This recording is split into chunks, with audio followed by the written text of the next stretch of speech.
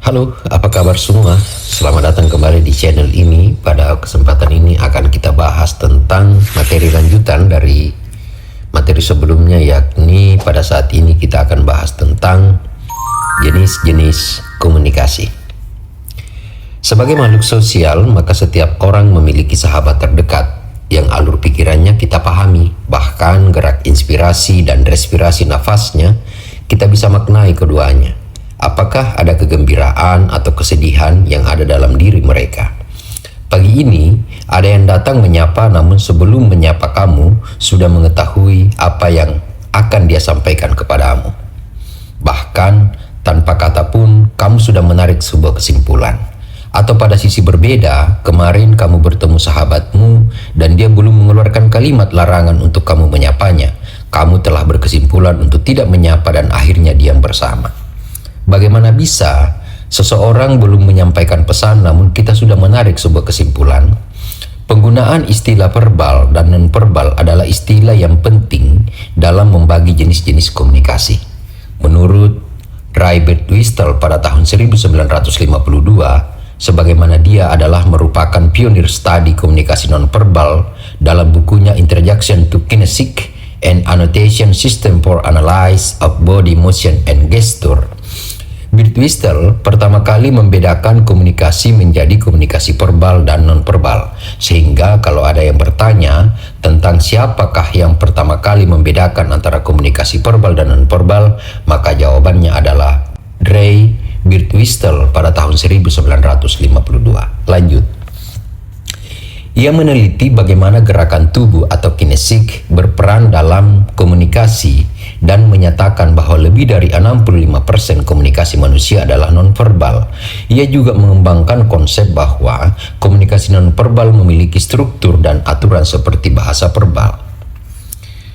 Setelah penemuan Birdwhistell tersebut, pakar lain yang mengembangkan konsep ini adalah Edward T. Hall 1959 sampai 1966 memperkenalkan tentang proxemic atau penggunaan ruang dalam komunikasi. Peneliti selanjutnya adalah Albert Mehrabian 1967 menganalisis proporsi komunikasi verbal 7% dan non-verbal adalah 93%. Kemudian, Mark Knapp dan Judith Hall tahun 2002 memperdalam studi tentang interaksi komunikasi nonverbal. Lalu, lahir juga Joseph A. DeVito pada tahun 2011 memberikan penjabaran menjelaskan secara luas perbedaan komunikasi verbal dan nonverbal dalam buku The Interpersonal Communication Book, yang banyak menjadi kajian pada program studi komunikasi secara akademis maupun praktisi adalah terbagi dua kelompok utama, yaitu verbal dan non-verbal. Yang pertama kita bahas adalah komunikasi verbal. Apa itu verbal? Verbal itu berasal dari kata Latin yakni verbum, yakni berarti kata atau ucapan. Kata verbal dulunya mengalami perluasan makna, yaitu bisa dengan ucapan maupun tulisan. Akan tetapi, seiring waktu, verbal hanya bermakna sebagai sebuah ucapan secara langsung dengan pengucapan kata dalam bentuk kalimat oleh mulut. Berikut beberapa definisi mengenai verbal oleh beberapa ahli, yakni yang pertama adalah Joseph A. DeVito pada tahun 2011 dalam The Interpersonal Communication Book. DeVito mendefinisikan verbal sebagai segala sesuatu bentuk komunikasi yang menggunakan kata-kata, baik dalam bentuk lisan maupun tulisan. Sementara Larry L. Barker pada tahun 1982 dalam bukunya, Barker mendefinisikan komunikasi verbal sebagai penggunaan bahasa sebagai sarana utama dalam menyampaikan pesan antara komunikator dan komunikan. Kemudian pakar selanjutnya adalah Pearson, Nelson, Titsworth dan Harter pada tahun 2003 dalam bukunya Human Communication. Mereka menjelaskan bahwa verbal adalah bentuk komunikasi yang mengandalkan simbol bahasa, baik secara langsung berupa lisan maupun tidak langsung atau tertulis. Pakar dari Indonesia Mulyana 2005 dalam dalam bukunya Ilmu Komunikasi sebagai suatu pengantar, Mulyana menjelaskan bahwa verbal adalah bentuk komunikasi yang menggunakan bahasa sebagai alat utama dalam penyampaian pesan. Pakar berikutnya adalah Charles K. Ogden dan Ivor A. Richards pada tahun 1923. Dalam bukunya The Meaning of Meaning, mereka menyatakan bahwa verbal adalah bentuk komunikasi yang menggunakan simbol bahasa untuk penyampaian makna. Tidak ketinggalan Wilbur Scrum pada tahun 1954 dalam model komunikasi Scrum, ia mendefinisikan verbal sebagai sebuah proses komunikasi yang menggunakan kata-kata sebagai alat utama untuk mentransfer pesan antara pengirim dan penerima pesan.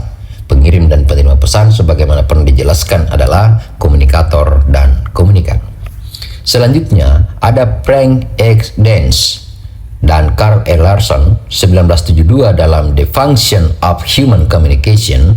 Mereka mendefinisikan verbal sebagai segala bentuk komunikasi yang bergantung pada sistem bahasa sebagai media utama menyampaikan pesan. Albert Mehrabian 1971 juga menjelaskan bahwa komunikasi verbal hanya menyumbang 7% dari keseluruhan komunikasi manusia, sedangkan sisanya adalah non-verbal. Kemudian Liliweri tahun 1991 juga memberikan definisi dalam komunikasi verbal dan non-verbal. Liliweri menjelaskan bahwa komunikasi verbal adalah komunikasi yang dilakukan dengan menggunakan bahasa lisan dan tulisan sebagai sarana utama dalam bertukar informasi. Semua definisi menjelaskan bahwa verbal adalah penyampaian pesan dengan menggunakan kata atau bahasa dan penyampaiannya dalam bentuk pengucapan dan atau penulisan. Kita masuk pada kata dan makna. Apa itu kata? Semua kalimat terbentuk oleh kata, sementara kata adalah gabungan dari beberapa huruf yang membentuknya. Huruf dalam sejarahnya sudah ada sejak 3200 sebelum Masehi pada masa Sumeria di Mesopotamia, berubah menjadi hieroglif Mesir 3100 sebelum Masehi hingga menghasilkan alfabet Latin yang dipergunakan oleh bangsa Romawi sejak tahun 600 sebelum Masehi hingga saat ini, yakni penggunaan huruf A, B, C, hingga Y dan Z. Berikut ini adalah definisi kata oleh beberapa pakar. Yang pertama adalah Ferdinand de Saussure pada tahun 1916 dalam Course in General Linguistics. Ia mendefinisikan kata sebagai unit designification atau unit makna yang terdiri dari tanda bunyi atau signifian dan konsep atau signify. Selanjutnya Leonard Bloomfield pada tahun 1933 dalam Language. Bloomfield menyatakan bahwa kata adalah bentuk terkecil dari ujaran yang dapat berdiri sendiri dan memiliki makna. Kemudian pakar berikutnya, Charles F. Hockett pada tahun 1958 dalam A Course in Modern Linguistics.